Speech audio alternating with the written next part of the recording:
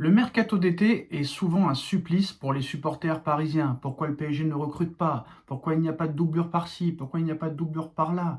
Et nanani et nanana. Au Paris Saint-Germain, on prend son temps. Alors que chez les supporters, on est toujours un petit peu pressé. Ça a dû être un supplice pour les supporters du Paris Saint-Germain l'année dernière de voir seulement Chevalier et Zabarni arriver, alors qu'ils n'ont même pas été titulaires tout au long de la saison. Et l'année dernière, ça disait, mais comment c'est possible? Comment on va faire sans préparation, sans matchs amicaux, sans recrues, pour refaire la même saison qu'on a fait la saison dernière?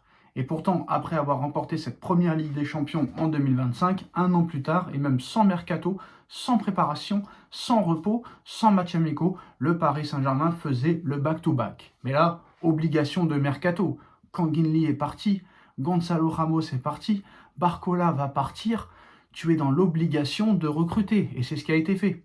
Akliouche est venu remplacer Kanginli, ça c'est une très bonne chose. Lucas Digne est venu en doublure de Nuno Mendes. Et c'est désormais officiel, Ferran Torres est officiellement parisien pour 5 ans contre un chèque de 50 millions d'euros. C'est quand même pas mal vendu du côté du Barça, vu qu'il était à un an de la fin de son contrat. Luis Enrique le voulait absolument.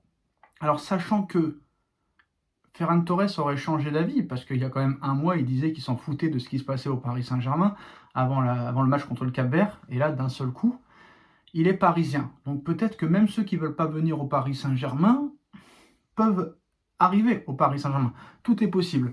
Donc maintenant, Ferran Torres, ancien beau-fils de Luis Enrique, débarque au Paris Saint-Germain pour 5 ans.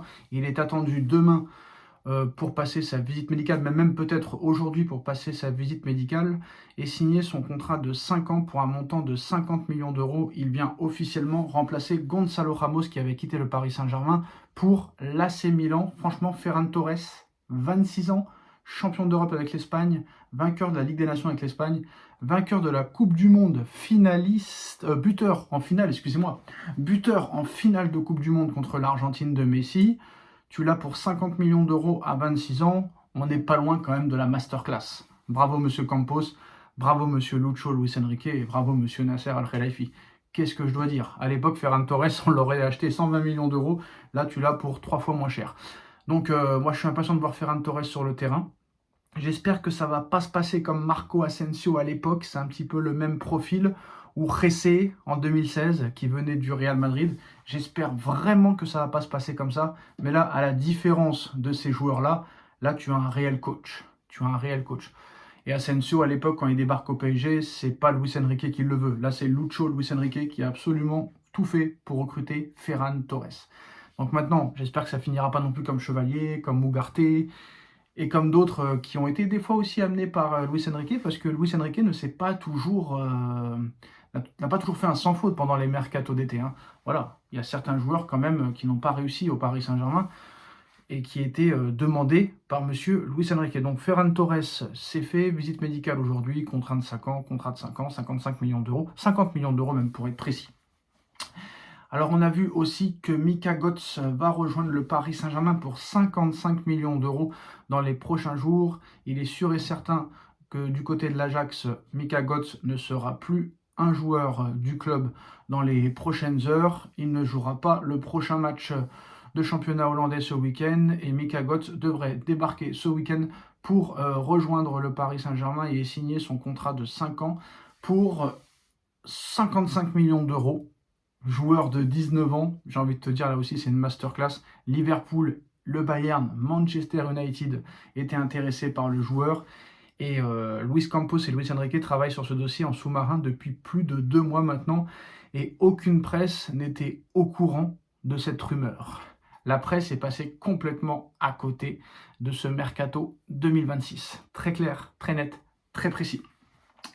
Et voilà, franchement, normalement, Mika Götze devrait être la doublure de Bradley Barcola, qui est bien sur le départ du Paris Saint-Germain pour y signer à Liverpool. Barcola et Liverpool ont déjà un accord total, sauf que Liverpool ne veut pas mettre les 150 millions d'euros demandés par le Paris Saint-Germain. Ils sont prêts à mettre 150 pour Isaac à Newcastle, ils sont prêts à mettre 130 à Leverkusen pour Wirtz, mais ils ne sont pas prêts à y mettre 150 pour Bradley Barcola. Moi, honnêtement, hein, je serais à la place des dirigeants parisiens.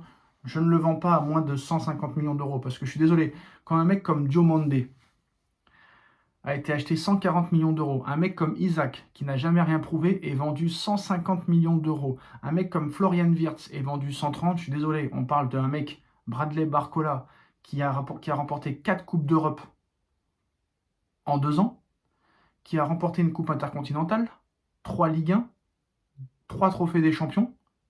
Je suis désolé de le dire, si lui il ne vaut pas 150 millions d'euros, bah, Diomandé, Wirtz et Isaac ne valent même pas la moitié. Donc c'est simple, il y a encore 2 ans de contrat pour Bradley Barcola, s'il faut le garder, on va le garder. C'est 150 millions d'euros ou rien. Il faut peut-être que Campos envoie le télégramme, le fax, le SMS, la lettre recommandée, le courrier postal en plusieurs langues. C'est simple, c'est clair, c'est net, c'est précis. Il n'y a pas de négociation possible. On parle d'un mec qui a 24 ans, qui a été titulaire avec l'équipe de France à la dernière Coupe du Monde. Donc c'est 150 millions d'euros ou rien. Voilà, c'est clair, c'est net, c'est précis. Moi, je suis le Paris Saint-Germain, à moins de 150, je ne le vends pas. Je suis désolé, le mec, il a été acheté 50 millions d'euros à l'Olympique Lyonnais. Il a fait ses preuves, même s'il aurait pu faire mieux.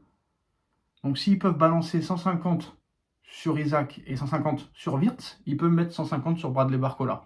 Je suis désolé. À un moment donné, il faut arrêter.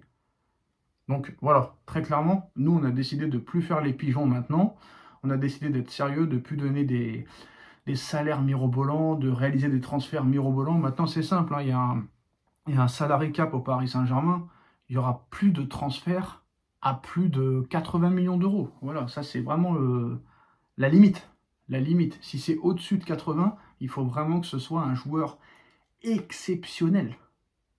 Exceptionnel. Grandiose. Haut niveau. Voilà. 80 millions, c'est le grand max. Et la troisième recrue, c'est Zion Suzuki, hein, qui va débarquer au Paris Saint-Germain pour 30 millions d'euros plus 5 millions d'euros de bonus. Et j'avais raison, hein, il ne sera pas prêté. Chevalier sera normalement vendu d'ici la fin du mercato, normalement à la Juventus de Turin. Et Zion Suzuki sera, dans un premier temps, la doublure de Matoué Safonov. Et je ne sais pas pourquoi la presse s'est mis dans la tête que Zion Suzuki allait être prêté dans la foulée. Je ne comprends pas, ça n'a ni queue ni tête, ça n'a aucun sens. Comment la presse, des mecs qui ont des diplômes, qui savent écrire, qui ont un petit peu de jugeote, pourquoi ils ont inventé cette histoire de prêt? Ça n'a jamais été mis sur la table par qui que ce soit, ni par Luis Enrique, ni par Campos. Jamais ça a été évoqué. Luis Enrique veut faire de Zion Suzuki le futur titulaire du Paris Saint-Germain. Peut-être pas la première année, mais peut-être les années suivantes. Voilà, Chevalier va être vendu entre 20 et 30 millions d'euros. C'est une erreur de casting. Enrique est trop fier pour l'avouer, mais c'est une erreur de casting. Mais Suzuki, il a 24 ans. Il a fait la dernière Coupe du Monde en tant que titulaire. Il a été jusqu'en 16e de finale, il a fait une très belle Coupe du Monde. Le mec a 24 ans. Il a été acheté 35 millions d'euros. Quel est l'intérêt de le prêter? Je ne sais pas pourquoi ils ont inventé ce mensonge, ils ont inventé cette histoire. Mais malheureusement, quand tu n'as rien à écrire, il faut inventer du papier. Hein. Il faut vraiment inventer du papier pour être prêté. Mais ça n'a jamais été mis sur la table. Et d'ailleurs, depuis le début, Luis Enrique veut vendre Chevalier et garder Zion Suzuki. Surtout que Renato Marin est parti. Voilà. Chevalier, il sait que potentiellement, il peut devenir le numéro 1 en équipe de France sous Zidane. Donc, hors de question pour lui de rester une année supplémentaire sur le banc. Maintenant, il va falloir essayer de comprendre du pourquoi, du comment. Chevalier, ça n'a pas fonctionné au Paris Saint-Germain alors qu'il n'a pas réellement eu sa chance sur une saison. Par exemple, Luis Enrique, il détestait Donnarumma et pourtant il est resté titulaire malgré les quinquades qu'il faisait, les boulettes et les grosses erreurs. Alors que Chevalier n'a jamais vraiment fait d'erreur au Paris Saint-Germain. Ça avait plutôt bien commencé, hein, cette super Coupe d'Europe où il arrête penalty sur penalty. Il n'a pas été exceptionnel sur les 4 derniers mois, mais il n'a pas non plus été catastrophique.